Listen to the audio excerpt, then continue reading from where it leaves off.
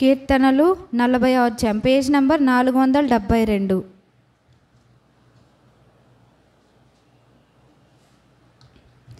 కీర్తనల గ్రంథము 40వ అధ్యాయము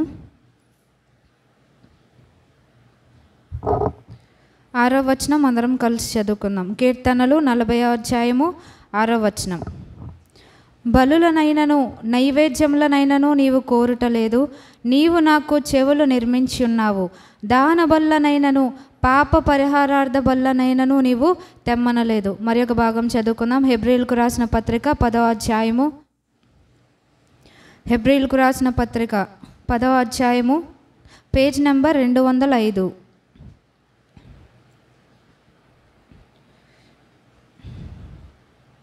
హెబ్రీయులకు రాసిన పత్రిక 10వ అధ్యాయము 5-6 వచనాలు కలిసి చదువుకుందాం. హెబ్రీ 10:5-6 వచనాలు. కాబట్టి ఆయన ఈ లోకమందు ప్రవేశించినప్పుడు ఇలాగు చెప్పుచున్నాడు, బలియు అర్పణయు నీవు కోరలేదు కానీ నాకొక శరీరమును అమర్చితివి. పూర్ణ హోమములను పాప పరిహారార్థ బలులను నీకు ఇష్టమైనవి కావు. ప్రార్థన చేసుకుందాం. మహాపరిశుద్ధుడైన మా తండ్రి, గడిచిన నాయన తండ్రి ప్రభా, వారమంతా మీరు ఎక్కడైనా కాపాడి భద్రపరిచి నన్ను చేరి వచ్చిన ప్రతి ఒక్క బిడ్డ నాయన మీరు క్షేమంగా సజీవ లెక్కలో ఉంచారు. మీకు వందనాలు, స్తోత్రాలు చెల్లేసినాం. మరి మార్చి నెలంతా కూడా మీరు మాకు తోడుగా ఉన్నారు. మీకు వందనాలు. నూతన నెలలోనికి మమ్మల్ని ప్రవేశింపచేసిన దేవా మీకు వందనాలు, స్తోత్రాలు చెల్లిసినాం. ఈ దినము నాయన తండ్రి ప్రభా, సమాజముగా మీ సన్నిధానంలో చేరి ఉంటుండగా ప్రభా నాయన మమ్మల్ని మీరు దర్శించమని ప్రార్థిస్తున్నాను. మీరు సిద్ధపరిచిన జీవవాక్కులను నాయన తండ్రి మీరే మాకు అనుగ్రహించండి దేవా. మరి పాపినైనా నన్ను మీ రక్తంతో కడిగి శుద్ధీకరించి పవిత్రపరచండి. నన్ను మీ సిలువ చాటును మరుగుపరచండి. నాకు చేరి వచ్చిన ప్రతి ఒక్క బిడ్డకు కావలసినటువంటి జీవాహారంతో తృప్తిపరచండి దేవా. మా హృదయాలను మంచి నేల వల్లే మార్చమని ప్రార్థిస్తున్నాను దేవా. ఏదైతే మీ వాక్యపు విత్తనములు నాయన తండ్రి మా హృదయంలో నాయన తండ్రి నాటబడకుండానట్లుగా ఎక్కడెక్కడ ప్రభా మరి నాయన తండ్రి రాతి నాయన తండ్రి వంటి స్వభావం ఉన్నదో నాయన తండ్రి దాన్ని పగలగొట్టమని ప్రార్థిస్తున్నాను దేవా. సహాయం దయచేయండి. మీ సన్నిధానంలో ఉన్న మేము ప్రభా అనాలోచితముగా అజ్ఞానముగా ఉండకుండా ప్రభా భయభక్తులతో నాయన తండ్రి మరి మీ మీద గురి కలిగి ఉండుట కృప చూపించండి. అపవాది దాని క్రియలు పాతాళ మందు బంధించమని యేసుక్రీస్తు వారి శ్రేష్టమైన నామములో స్తుతించి ప్రార్థించి వేడుకొంచున్నాం తండ్రి, ఆమెన్.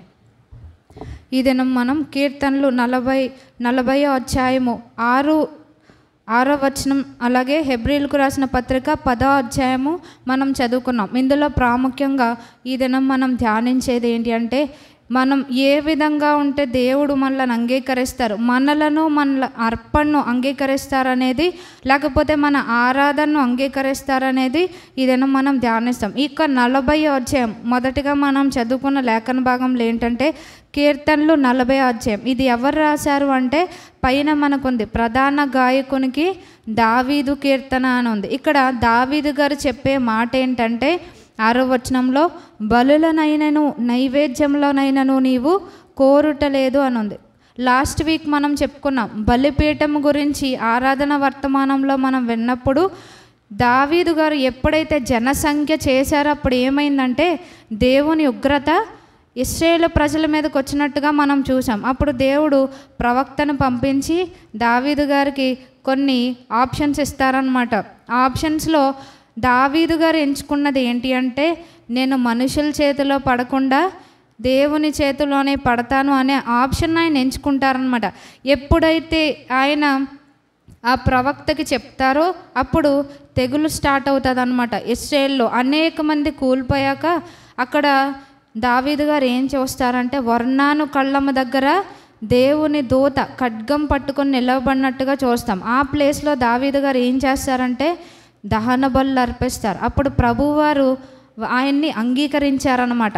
అక్కడ దహన బలు అర్పించినప్పుడు ఏం చేశారు, దావీదు గారిని అంగీకరించినట్టుగా చూస్తున్నాం.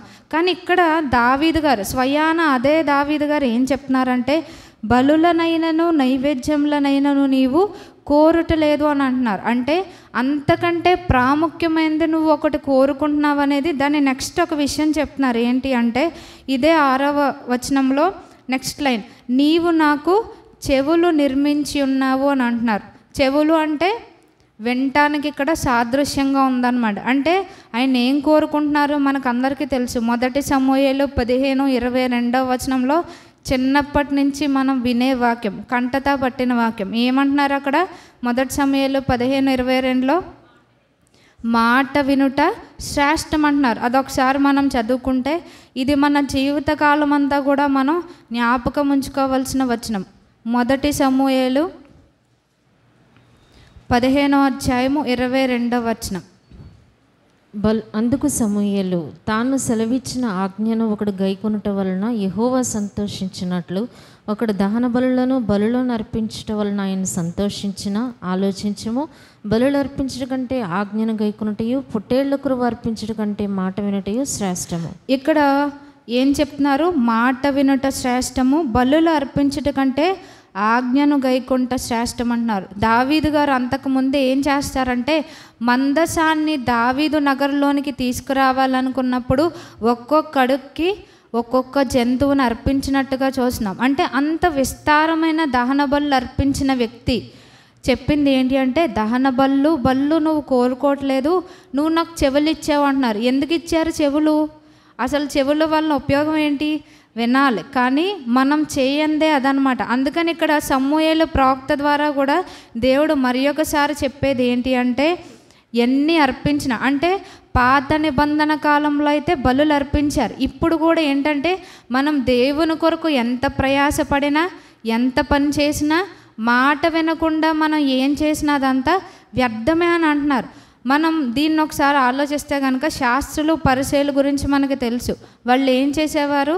సుంకరి పరిసయ్యుని ప్రార్థనలో అక్కడ ఉంటుంది. వారానికి వాళ్ళు 2 మార్లు ఉపవాసం ఉన్నారంట, మానక దశంభాగాలు ఇస్తున్నారంట. అంటే చిన్న చిన్న విషయాల్లో కూడా వాళ్ళు దశంభాగాలు ఇస్తున్నారు, అన్నీ పాటిస్తారు. కానీ ప్రభువారు ఏం చెప్పారంటే వాళ్ళ నీతి కంటే మన నీతి అధికంగా ఉండాలంట. అంటే మనం దేవుని కోసం ఏం చేస్తున్నామో ఏం తెస్తున్నామో అన్నది కాదు, మన జీవితంలో ఎంతవరకు దాన్ని మనం చూపిస్తున్నాము, మన ప్రాక్టికల్ లైఫ్లో ఎంతవరకు మనం దేవునికి విధేయులుగా ఉంటున్నామనేది దేవుడు మన నుంచి కోరుకుంటున్నారనమాట. మనం ఎంతగా ప్రయాసపడినా అది దేవుని దృష్టికి రాదు, కానీ ఎంతగా విధేయులం అవుతున్నామనేది దేవుడు కోరుకుంటారనమాట. అందుకని మనం విధేయత చూపించడమే నిజమైన ఆరాధన అని ప్రభువారు కోరుకుంటున్నారు. అందుకని మళ్ళీ ఏం చెప్తున్నారు అంటే, అక్కడ సౌలు గారు కూడా దహన బలి అర్పించారు, కానీ ఆ దహన బలిని చూసి ప్రభువారు సంతోషపడలేదన్నమాట. నోవహు గారు అర్పించినప్పుడు ఏం చేశారు? ఆయన ఇంపైన సువాసనను ఆగ్రాణించారంట. అంతకంటే శ్రేష్టమైనదే సౌలు గారు అర్పించారు, కానీ ఇక్కడ ప్రభువారికి ఇది ఇంపుగా లేదనమాట. ఆయనకి చాలా కోపం వచ్చిందంట. అందుకని ఏం చేశారు? సౌలుకి దేవుని కృప దూరమైందనమాట. సో మనం ఎంతగా ఆయన కొరకు పని చేసినా ఏం చేసినా మన జీవితంలో దేవునికి విధేయత లేకపోతే గనక మన జీవితంలో చేసే ప్రతిదీ కూడా వ్యర్థమే అని ప్రభువారు తెలియపరుస్తున్నారనమాట. అందుకని మాట వినుట శ్రేష్టం అని ఇక్కడ స్పష్టంగా చెప్తున్నారు. సో ఇక్కడ విధేయత గురించి మనం చెప్పుకోవాలంటే ఇంకా ది బెస్ట్ ఎగ్జాంపుల్ ఎవరు అని అంటే, మనం హెబ్రీయులకు రాసిన పత్రిక 5వ అధ్యాయం చూస్తే మనకి మాదిరి ఎవరు అంటే, హెబ్రీయులకు రాసిన పత్రిక 5వ అధ్యాయము పేజ్ నెంబర్ 202. హెబ్రీయులకు రాసిన పత్రిక 5వ అధ్యాయము 7-8 వచనాలు చూస్తే,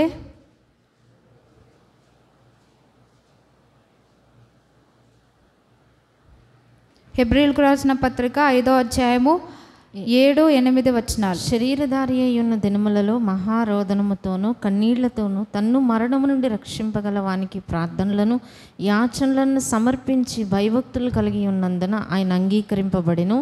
ఆయన కుమారుడయ్యుండి తాను పొందిన శ్రమల వలన విధేయతను నేర్చుకునేను. ఇక్కడ ఎవరి గురించి తెలియపరుస్తున్నారంటే, మనం వేరే మనుషులందరి గురించి చెప్పుకునే కంటే మనకున్నది బెస్ట్ ఎగ్జాంపుల్ ఎవరంటే యేసుక్రీస్తు వారు. ఆయన గురించి ఇక్కడ తెలియపరచబడింది. ఏంటి? ఆయన విధేయత, ఆయన ఏ విధంగా లోబడ్డారనేది ఇక్కడ మనం చదువుకున్నాం. పౌలు గారు చెప్తున్నారనమాట. ఎలా ఉన్నారు ఆయన ఈ లోకంలో ఉన్నప్పుడు? మహారోదనముతోనూ కన్నీళ్లతోనూ తన్ను మరణం నుండి రక్షింపగలవానికి. ఇక్కడ మరణము నుండి రక్షింపగలవానికి ఎవరు అనంటే తండ్రి అయిన దేవుడు అన్నమాట. మొట్టమొదటిగా యేసుక్రీస్తు వారు ఎవరికి విధేయులై ఉన్నారంటే తండ్రి అయిన దేవునికి విధేయులుగా ఉన్నట్టు మనం చూస్తున్నాం, భయభక్తులు కలిగి ఉన్నట్టుగా చూస్తున్నాం. అదే ఇంకా 8వ వచనంలో ఇంకా క్లియర్గా చెప్తున్నారు, ఆయన కుమారుడయ్యుండి తాను పొందిన శ్రమల వలన విధేయతను నేర్చుకున్నాం. అంటే పరలోకమందున్న తండ్రికి మొట్టమొదటిగా ఆయన విధేయులుగా ఉన్నారు. అందుకని ప్రతిసారి ఆయన ఏం చెప్తున్నారంటే నా తండ్రి చిత్తం చేయడానికే నేను ఈ లోకానికి వచ్చాను అని అన్నారు.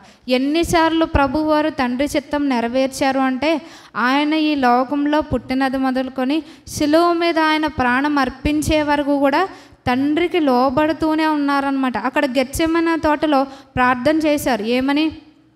సాధ్యమైతే ఈ గిన్నెను తొలగించమన్నారు. కానీ చివరిలో ఆయన చెప్పిన మాట ఏంటంటే అయినను నా ఇష్టం కాదు నీ చిత్తమే సిద్ధించునుగాక అన్నారు. అంటే పరలోకమందున్న తండ్రి యొక్క ఆయన యొక్క ఉద్దేశం ఏంటో అది మాత్రమే నెరవేర్చబడాలి. సో అందు నిమిత్తమే దేవుడు ఈయన్ని పంపించారు కనుక అది మాత్రమే ఆయన దానికే విధేయత చూపించినట్టుగా మనం చూస్తున్నాం.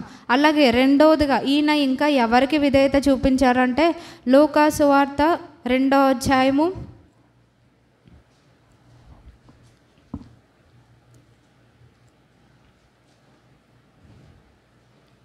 లూకా సువార్త 2వ అధ్యాయము 51వ వచనం చూస్తే అంతటా ఆయన వారితో కూడా బయలుదేరి నజరేతునకు వచ్చి వారికి లోబడి ఉండెను. చాలక ఇక్కడ వారికి అని అంటే ఎవరికి అని మనం అర్థం చేసుకోవాలి. తమ తల్లిదండ్రులకు ఆయన విధేయులుగా ఉన్నారు. ఆయన గొప్ప దేవుడైనప్పటికీ ఆయన ఎవరికి లోబడ్డారు? తన తల్లిదండ్రులకు లోబడ్డారని. ఎందుకంటే వాళ్ళు కూడా దేవుని చిత్తానికి లోబడ్డారు, అందుకని ఈయన లోబడి ఉన్నారు. వాళ్ళు విరోధంగా ఉంటే ఈయన అలా ఉండరు. వీళ్ళ తల్లిదండ్రులు ఇద్దరూ కూడా దేవుని చిత్తానికి లోబడినట్టుగా విధేయులైనట్టుగా చూస్తున్నాం. ఇక్కడ యోసేపు గారికి కలలో మరి దూత కనిపించి మాట్లాడినప్పుడు రాత్రికి రాత్రి ఏం చేస్తారు? ఐగుప్తుకు వెళ్ళిపోతారనమాట. అంటే అంత స్పాంటేనిటీ, అంత విధేయత అనమాట. మనం ప్రార్థనకి రమ్మంటేనే మనం రాం, కానీ నిద్ర మధ్యలో లేపి నువ్వు బెత్లెహేం విడిచిపెట్టే ఐగుప్తు దేశం వెళ్ళమన్నప్పుడు ఆయన ఏం చేశారు? యోసేపు గారు విధేయులైనట్టుగా చూస్తున్నాం. అలాగే మరియ గారి గురించి ఆయనకు రోమర్స్ వినిపించినప్పుడు ఆయన ఏం చేశారంటే అప్పుడు కూడా దూత మాట్లాడినప్పుడు ఆ మాటకి ఆయన విధేయుడైనట్టుగా చూస్తున్నాం. ప్రభు వారు సెలవిచ్చిన మాటను ఆయన అంగీకరించారనమాట. దానికి లోబడి దేవుని చిత్తాన్ని నెరవేర్చడానికి ఆయన ఇష్టపడ్డారు. సో ఈయన కూడా ఏం చేశారంటే తల్లిదండ్రులు ఇద్దరు లోబడ్డారు కాబట్టి ఈయన కూడా వాళ్ళిరువురికి లోబడినట్టుగా చూస్తున్నాం. మొట్టమొదటిగా ఎవరికి లోబడ్డారంటే పరలోకమందున్న తండ్రికి ఆయన విధేయులై జీవించారు. నెక్స్ట్ ఆయన తల్లిదండ్రులకు లోబడినట్టుగా మనం ఇక్కడ చూస్తున్నాం. సో ప్రభువు వారే మనకి మాదిరి కనుక ఆయన ఏదైతే పాటించారో అదే మనకి చెప్తున్నారు. ఏమన్నారు? మాట వినుట శ్రేష్టమని అన్నారు. అందుకని ఇదే దావీదు భక్తుడు ఏమన్నారంటే 51వ అధ్యాయంలో దహన బలులు నువ్వు కోరుకోవట్లేదు, ఏది ఆయనకు కావాలంట, ఏదికి ప్రభువు వారికి ఇష్టమో అక్కడ తెలియపరుస్తున్నారనమాట. కీర్తనలు 51లో మనం చూస్తే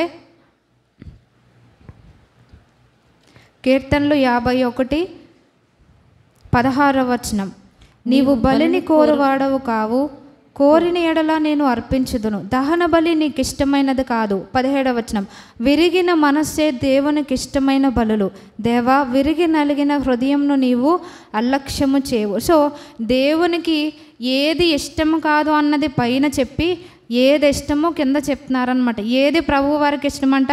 విరిగిన మనస్సే. అంటే ఎప్పుడైతే మనం తగ్గించుకున్నామని మనం అనుకోకూడదు. మన దృష్టిలో తగ్గించుకోవడం కాదు, ప్రభువు దృష్టిలో మనం తగ్గింపు కలిగి ఉండాలని తెలియపరుస్తున్నారు. నేను తగ్గించుకున్నాను అని చెప్పినంత మాత్రాన అది యాక్సెప్టబుల్ కాదు, అది ప్రభువు వారి దృష్టిలో అంగీకారంగా ఉండాలన్నమాట. విరిగిన మనసే అంటే దేవునికి లోబడే మనసే ఆయనకి ఇష్టమైన బలి అని అంటున్నారు. ఇంకా ఈయన్ని దేన్ని అలక్ష్యం చేయరు అని అంటున్నారంటే విరిగి నలిగిన హృదయంను నీవు అలక్ష్యం చేయవన్నారు. అక్కడ పరిసయుడు శుంకరు గురించి మనం చూస్తే ఈ పరిసయుడు ప్రతీదీ కూడా చాలా పర్ఫెక్ట్గా ధర్మశాస్త్రాన్ని పాటిస్తూ వచ్చాడు. శుంకరి పాపిగానే ఉన్నాడు. కానీ దేవుడు ఎవరిని అంగీకరించినట్టుగా మనం చూస్తున్నామంటే సుంకరిని అంగీకరించారనమాట. ఎందుకంటే తను తాను తగ్గించుకున్నాడు, తన వాస్తవ స్థితిని. అక్కడ సుంకరి విషయంలో విరిగి నలిగిన మనసు మనకు కనబడుతుంది అనమాట.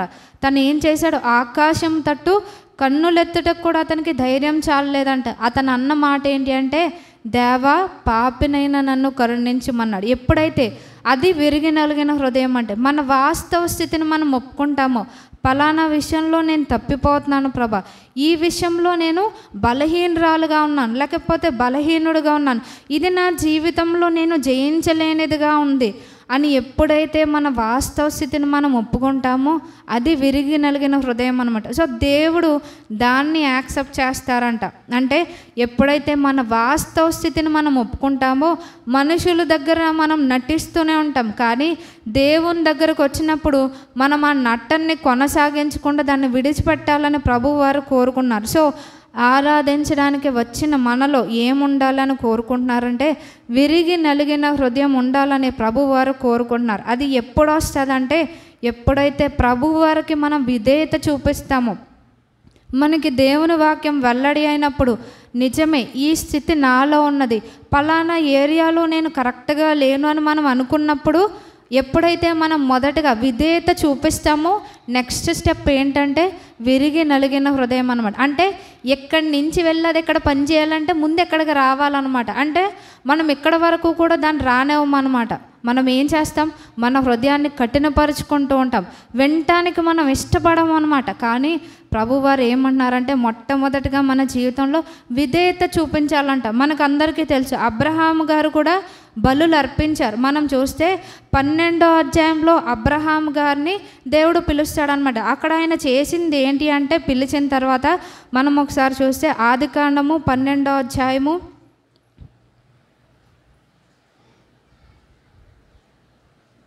ప్రభువారు 12వ అధ్యాయంలో మొట్టమొదటగా అబ్రహాము గారిని పిలుస్తారు. పిలిచి దేవుడు ఆయనకి వాగ్దానం ఇస్తారు. వాగ్దానం ఇచ్చాక అబ్రహాం గారు చేసిన పని ఏంటంటే 7వ వచనంలో, యెహోవా అబ్రామునకు ప్రత్యక్షమై నీ సంతానమునకు ఈ దేశం ఇచ్చేదనని చెప్పగా అతడు తనకు ప్రత్యక్షమైన యెహోవాకు బలిపీఠమును కట్టెను. ఇక్కడ చూస్తున్నాం, ఎప్పుడైతే దేవుడు ఆయనకి వాగ్దానం ఇచ్చారో దేవుని యొక్క ఉద్దేశాన్ని అబ్రహాం గారి పట్ల ఏ విధంగా ఆయన ఉద్దేశం ప్రణాళిక కలిగి ఉన్నాడో అది తెలియపరిచినప్పుడు ఏం చేశారు అంటే ఇక్కడ బలిపీఠంను కట్టినట్టుగా చూస్తున్నాం. అలాగే ఇదే అధ్యాయంలో మరలా 8వ వచనం లాస్ట్ లైన్లో కూడా చూస్తే, యెహోవాకు బలిపీఠమును కట్టి యెహోవా నామున ప్రార్థన చేశాను. మరలా ఈయన బలిపీఠాన్ని కట్టినట్టుగా చూస్తున్నాం. కానీ ఈయన ఇక్కడ బలులు అంగీకరించారు, యాక్సెప్ట్ చేశారు. కానీ అంతకంటే ఆయన ఎప్పుడు ఆశీర్వదించబడ్డారు అంటే ఇక్కడ నేను నిన్ను ఆశీర్వదిస్తాను అని వాగ్దానం అయితే ఇచ్చారు. కానీ ఆయనకి ఎప్పుడు ఈ ఆశీర్వాదం వచ్చిందంటే ఇదే ఆదికాండము 22వ అధ్యాయం మనం చూస్తే, ఆదికాండము 22వ అధ్యాయము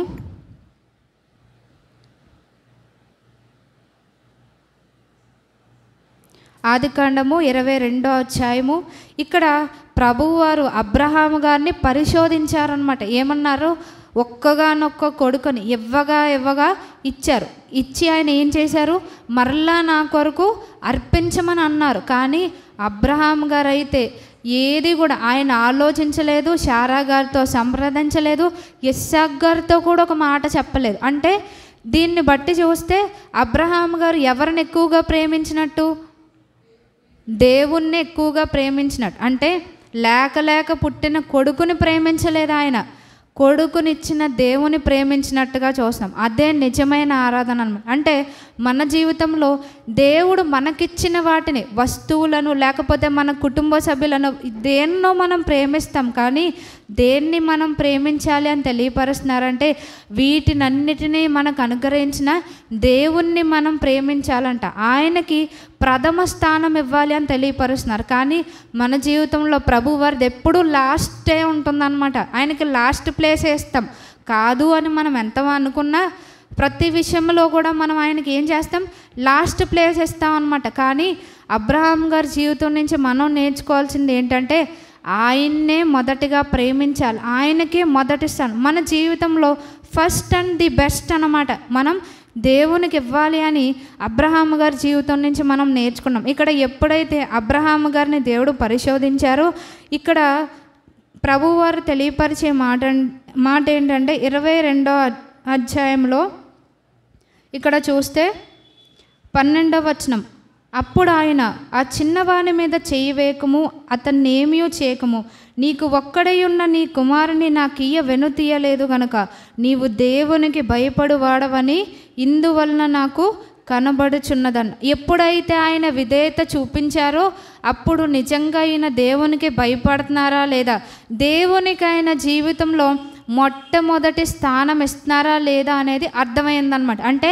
మన మాటల ద్వారా కాదు, మన క్రియల్లో కనపరచబడుతుంది. మనం దేవునికి స్థానం ఇస్తున్నామా లేదా, దేవుణ్ణి ప్రేమిస్తున్నామా లేదా అనేది దేని బట్టి తెలుస్తుంది అంటే మన క్రియలను బట్టి తెలుస్తుంది. అంతేగాని మనం గొప్ప పదాలతో ఆరాధన చేసినందువలన అది తెలియదు అనమాట. మనుషులు అనుకోవచ్చు ఎంత గొప్పగా ఆరాధన చేస్తున్నారంటే దేవునికి వీళ్ళకి మధ్య ఎంత గొప్ప అటాచ్మెంట్ ఉందనేది. కానీ వాస్తవంగా ఏంటి అంటే మన క్రియల ద్వారా అది కనబరచబడుతుంది అనమాట. సో ఎప్పుడైతే ఈయన మాట విన్నారో ఇక్కడ మనం చూస్తే 18వ వచనంలో ఇంకా క్లియర్గా ఏం చెప్తున్నారు అంటే ఇదే ఆదికాండం 22:18, మరియు నీవు నా మాట వినినందున భూలోకములోని జనములన్నీ నీ సంతానం వలన ఆశీర్వదించబడినని నా తోడని ప్రమాణం చేసి ఉన్నానని యెహోవా సెలవిచ్చానని. నేను ఇక్కడ నిజమైన ఆశీర్వాదం ఎప్పుడు స్టార్ట్ అయిందంటే ఎప్పుడైతే ఈయన అబ్రహాము గారికి విధేయత చూపించారో, తన కుమారుడైన ఇస్సాక్ గారిని బలిగా అర్పించడానికి ఆయన ఇష్టపడ్డారో, ఇంకా ఆయన అర్పించలేదు. ఎప్పుడైతే అర్పించాలనుకొని తన మనసును దృఢపరుచుకున్నారో అప్పుడే ఏమైంది అంటే ప్రభువారు ఆయన విధేయతను గమనించారనమాట. సో ఇక్కడ ఏం చెప్పారు, నువ్వు నా మాట విన్నావు గనుక, నాకు విధేయత చూపించావు గనుక నిన్ను బట్టి భూలోకములోని సమస్త జనములన్నీ అంటే ఒక్కని బట్టి అందరికీ ఆశీర్వాదం అనమాట. అంటే అది దేనివల్ల, విధేయత వల్ల. అంటే దేవుడు మన ఆరాధనని అంగీకరించాలి, మనల్ని ఆశీర్వదించాలి అంటే మొట్టమొదటిగా మన జీవితంలో ఉండాల్సింది విధేయత అనమాట. మనకందరికీ తెలుసు యేసుక్రీస్తు వారు ఒక ఉపమానం చెప్పినప్పుడు ఏం చెప్తారంటే, ఒక అతనికి 2 కొడుకులు ఉన్నారంట. ఆయన ఏం చెప్తారు, ఫస్ట్ కొడుకుని పిలిచి నువ్వు పలానా చోటకు వెళ్ళన్నప్పుడు ఏం చెప్తాడు, మనలాగా ఇలాగా మనకి 360 degrees బుర్ర ఊపడానికి లేదు, కానీ లేకపోతే మనం అలాగే తిప్పుతాం. ఏమన్నాడు, తప్పకుండా నేను వెళ్తానని చెప్తాడు. కానీ అతను వెళ్ళలేదంట. 2వ కొడుకుని పిలుస్తాడు, అతను ఏమంటాడు, నేను వెళ్ళను అని అంటాడు. కానీ తన మనసు మార్చుకొని ఏం చేస్తాడంట, వెళ్ళాడంట. ఎవరు ఇందులో దేవుని చిత్తం, తన తండ్రి చిత్తం నెరవేర్చిన వారు అని అంటారు.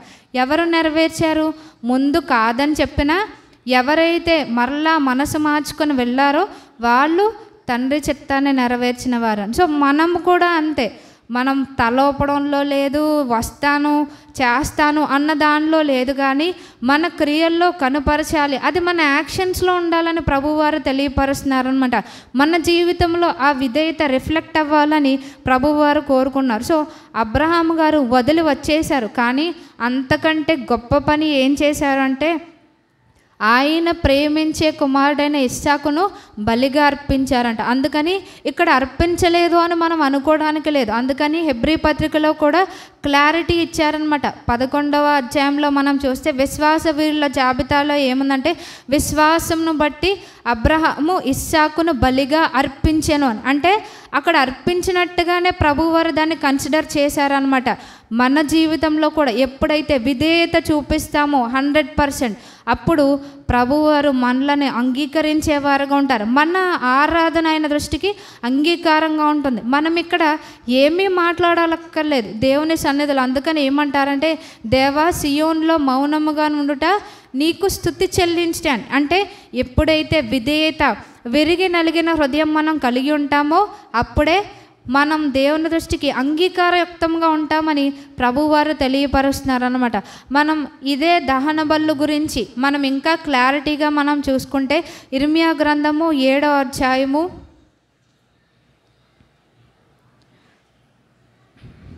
7వ అధ్యాయము పేజ్ నెంబర్ 633.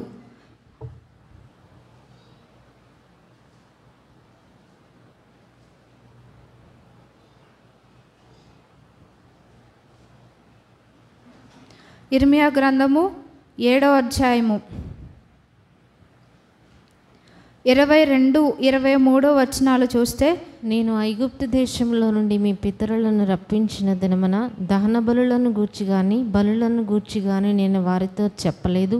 అట్టి వాటిని గూర్చి నేను ఏ ఆజ్ఞను ఇయ్యలేదు. ఈ ఆజ్ఞను మాత్రమే నేను వానికి ఇచ్చితిని. ఏదనగా, నా మాటలు మీరు అంగీకరించిన ఎడల నేను మీకు దేవుడనై ఉందును, మీరు నాకు జనులై ఉందురు. మీకు క్షేమం కలుగునట్లు నేను మీకు ఆజ్ఞాపించిన మార్గం అంతటి యందు మీరు నడుచుకొనుడి.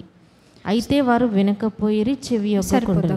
ఇక్కడ స్పష్టంగా ఇది ఎవరు తెలియపరిచే మాట అంటే 21వ వచనంలో, సైన్యములకు అధిపతియు ఇశ్రాయేలు దేవుడు నాకు యెహోవా ఈలాగు సెలవిచ్చున్నాడు. స్వయాన దేవాది దేవుడే ఏం చెప్తున్నారంటే, ఈ బలులు ఇవ్వండి, ఆ బలులు ఇవ్వండి అని నేను వాళ్ళకి ఆజ్ఞ ఇవ్వలేదు అని అంటున్నారు. మనం 22వ వచనంలో చదువుకున్నాం, బలులను గూర్చి కానీ దహన బలులను గూర్చి నేను వారితో చెప్పలేదు, అట్టి వాటిని గూర్చి నేను ఏ ఆజ్ఞయూ ఇయ్యలేదు, ఈ ఆజ్ఞను మాత్రమే నేను వానికి ఇచ్చితిని. ఏంటంట ద ప్రామినెంట్ కమాండ్మెంట్ ఏంటి, ఆజ్ఞ ఏంటి అంటే 23వ వచనంలో, ఏదనగా నా మాటలు మీరు అంగీకరించిన ఎడల నేను మీకు దేవుడనయ్యుందును, మీరు నాకు జనులయ్యుందురు. ఇక్కడ మనం బైబిల్ పట్టుకుని చర్చికి వచ్చినంత మాత్రాన, ప్రార్థన చేసినంత మాత్రాన, పాటలు పాడినంత మాత్రాన, లేకపోతే వాక్యం చెప్పినంత మాత్రాన మీకు దేవుడనై ఉంటాను, మీరు నాకు ప్రజలై ఉంటారు అనలేదు.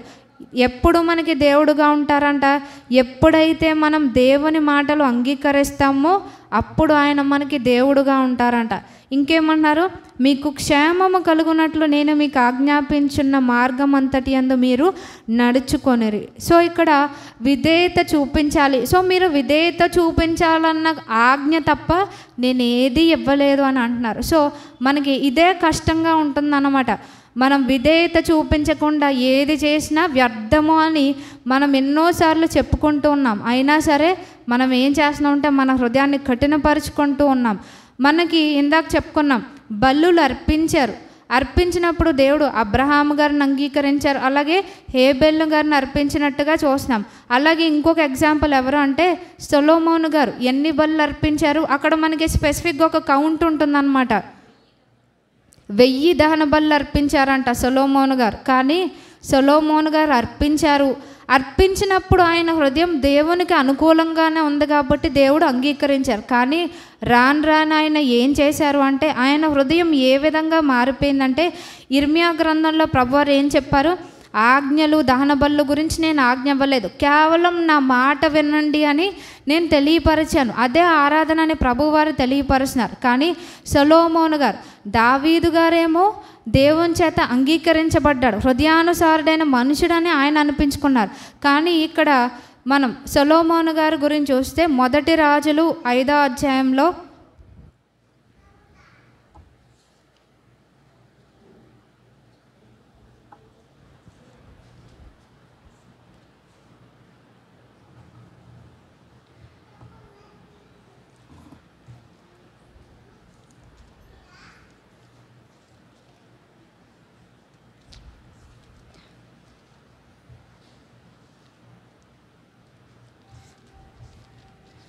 మొదటి రాజులు 5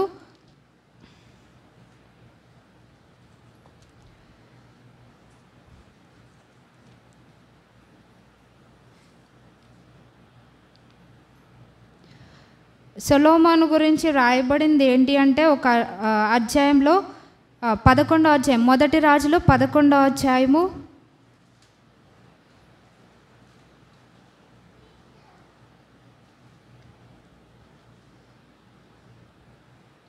10వ వచనం 3వ లైన్ నుంచి చూస్తే, యెహోవా తనకిచ్చిన ఆజ్ఞను అతడు గైకొనకపోగా యెహోవా అతని మీద కోపగించి. ఇక్కడ ప్రభువారు 2 మార్లు సొలొమోను గారికి ప్రత్యక్షమయ్యారంట. ఎవరికి? ఈ 1000 దహన బలులు అర్పించిన సొలొమోను గారికి. కానీ ఈయన స్థితి ఏ విధంగా ఉంది అంటే, ఇక్కడ 2 మార్లు ప్రత్యక్షమై డైరెక్ట్గా ప్రభువారు వార్నింగ్ ఇచ్చిన, ప్రేమతో ఆయన్ని హెచ్చరించినా ఏం చేశారు, ఆయన ఆజ్ఞను గైకొనలేదంట, మాట వినలేదంట. సో ప్రభువారికి ఏమైంది, కోపం వచ్చింది.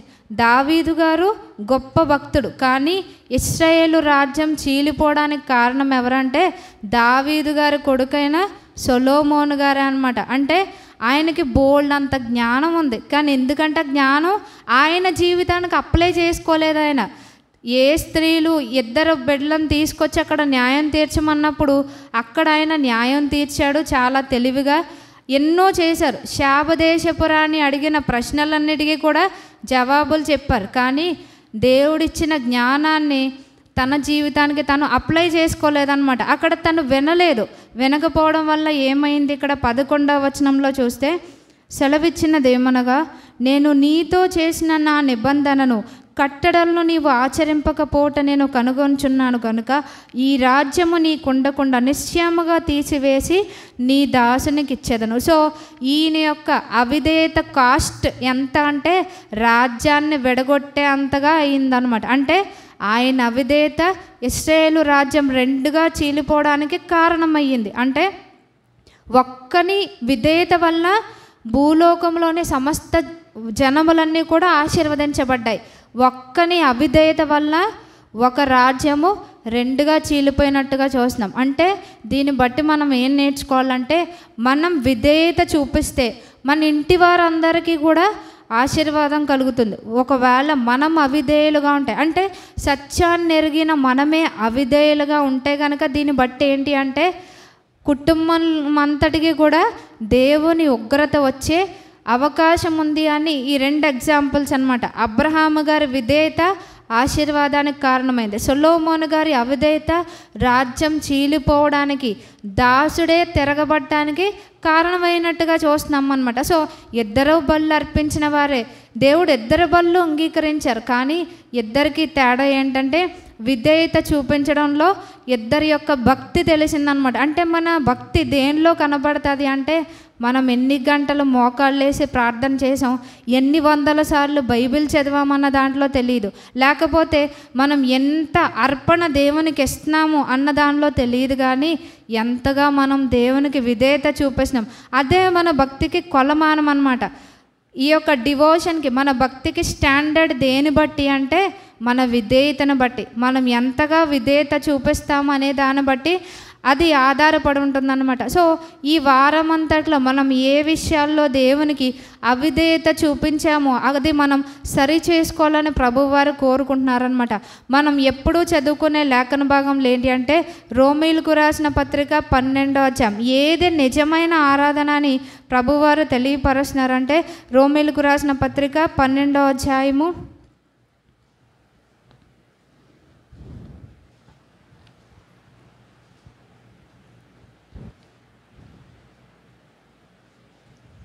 1వ వచనం మనం చూస్తే, కాబట్టి సహోదరులారా, పరిశుద్ధమును దేవునికి అనుకూలమునైన సజీవ యాగముగా మీ శరీరములను ఆయనకు సమర్పించుకొనుడని దేవుని వాత్సల్యమును బట్టి మిమ్మల్ని బతిమాలుకొనుచున్నాను. ఇట్టి సేవ మీకు యుక్తమైనది. ఇక్కడ 12వ అధ్యాయము 1వ వచనం లాస్ట్ లైన్లో ఇట్టి సేవ మీకు యుక్తమై ఉన్నది అని ఉంది. ఇంగ్లీష్ వెర్షన్స్లో ఏముంటుందంటే వర్షిప్ అని ఉంటుందన్నమాట. అంటే ఏ ఆరాధన ఆయనకు అంగీకారంగా ఉంటుందంట, మనం మండే నుంచి సాటర్డే వరకు కేవలం మనం సండే మాత్రమే చాలా ఇదిగా మనం ఉంటాం. కానీ మండే నుంచి సాటర్డే వరకు ఉన్న మన లైఫ్ స్టైలే మనం నిజంగా దేవుణ్ణి ఆరాధిస్తున్నామా లేదా అన్నది చూపిస్తుంది అనమాట. ఎలా ఉండాలంట, మిగిలిన డేస్ అన్నిట్లో కూడా మండే నుంచి సాటర్డే వరకు మనం ఎలా ఉండాలి అనే దేవుడు తెలియపరుస్తున్నారంటే, పరిశుద్ధమును దేవునికి అనుకూలమైన సజీవ యాగముగా మీ శరీరములను ఆయనకు సమర్పించుకోండి అని ఇక్కడ తెలియపరుస్తున్నారనమాట. మెసేజ్ వెర్షన్లో ఏముంటుందంటే, మనం ఏ పని చేసినా సరే అది దేవునికి ఇష్టంగా చేయాలంట. అందుకని పౌలు భక్తుడు ఇంకో మాట ఏమంటారంటే, మనం భోజనం చేసినా పానం చేసినా ఏది చేసినా ఎవరి మహిమ కొరకు చేయాలంట, దేవుని మహిమ కొరకు చేయాలంట. అది ఆరాధన అన్నమాట. అంటే మనం జనరల్గా ఏమంటామంటే బాక్సింగ్ గారి గ్రూప్లో ఇండివిజువల్ వర్షిప్ అంటారు.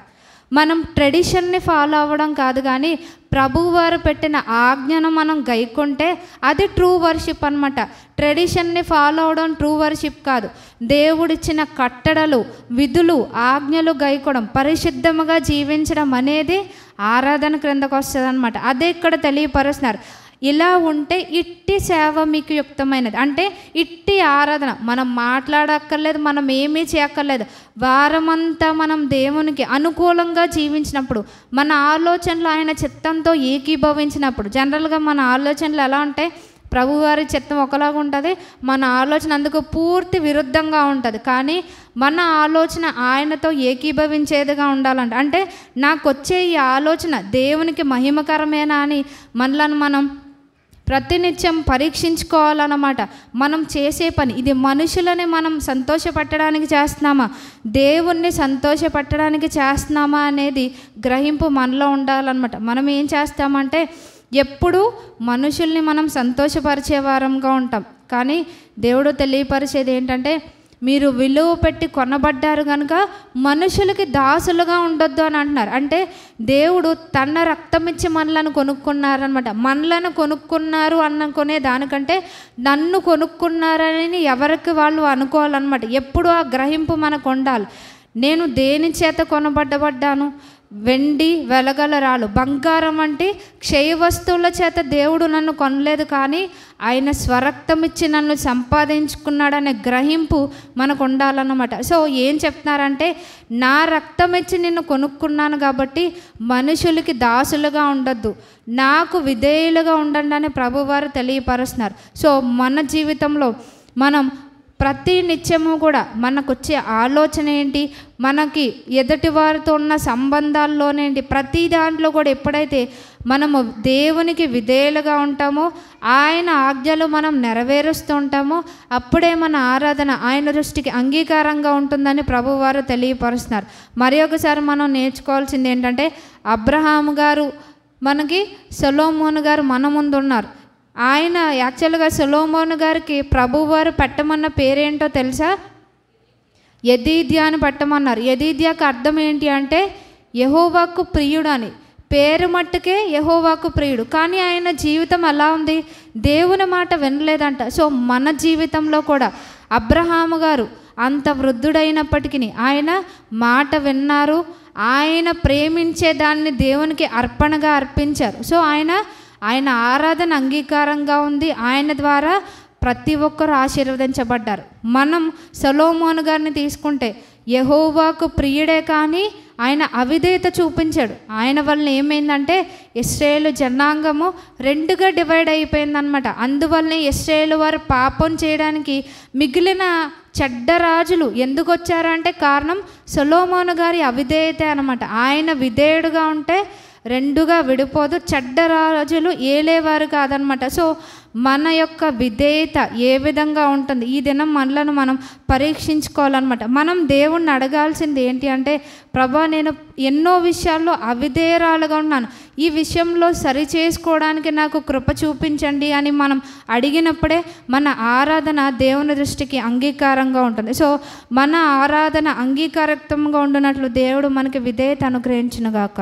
ప్రార్థన చేసుకుందాం.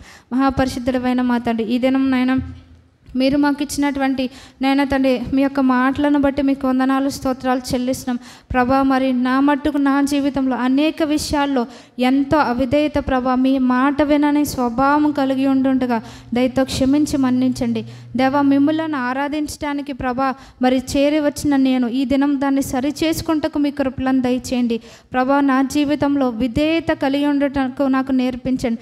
మీరు ఏ విధంగా ప్రభా మరి తండ్రికి విధేయులుగా జీవించారో ప్రభా, మరి మీ తల్లిదండ్రులకు విధేయులుగా జీవించారు, నేను కూడా ప్రభా నా పరలోకపు తండ్రివైన మీకు విధేయురాలుగా జీవించటకు కృప దయచేయండి. మరి అబ్రహాము గారు నాయన తండ్రి మీ మాట విన్నందున ఆయన ఆరాధన ఆయన ప్రభా మరి బలి అర్పించడానికి ప్రభా మరి ఆయన వచ్చినప్పుడు మీరు ఆయన అంగీకరించారు ప్రభా. ఆ విధంగా ప్రభా మరి నా జీవితము కూడా మీకు అంగీకారయుక్తముగా ఉండనట్లు అన్ని విషయాల్లో మరి పరిపూర్ణమైన విధేయత, లోబడే స్వభావం, మాట వినే స్వభావం నాకు చేరవచ్చిన ప్రతి ఒక్కరికి మీరు అనుగ్రహించండి నాయన. ఈ దినం మీ స్వరం వినబడుచుండగా మా హృదయాలను కఠినపరుచుకోకుండా ఇకను మేము అవిధేయులము కాకుండా కృప చూపించమని యేసుక్రీస్తు వారి శ్రేష్టమైన నామములో స్తుతించి ప్రార్థించి వేడుకొంచున్నాం తండ్రి.